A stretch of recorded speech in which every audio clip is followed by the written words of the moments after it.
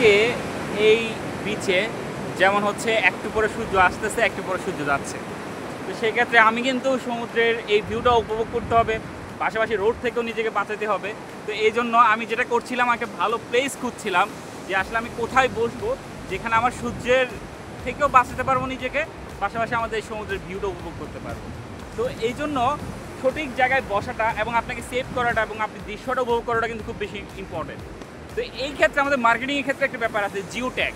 জিও ট্যাগটা আসলে কোথায় আপনি বসাবেন, কোথায় পারফেক্টলি বসাবেন, এটা কিন্তু খুব আপনাকে চিন্তা ভাবনা করে স্ট্র্যাটেজি কোনো জিও ট্যাগটা ইমপ্লিমেন্ট করতে হবে।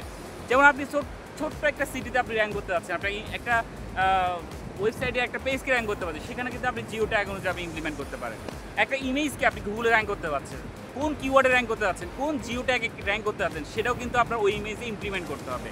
সুতরাং সঠিক প্লেসটা খুব বেশি ইম্পর্টেন্ট জিও ট্যাগের ক্ষেত্রে।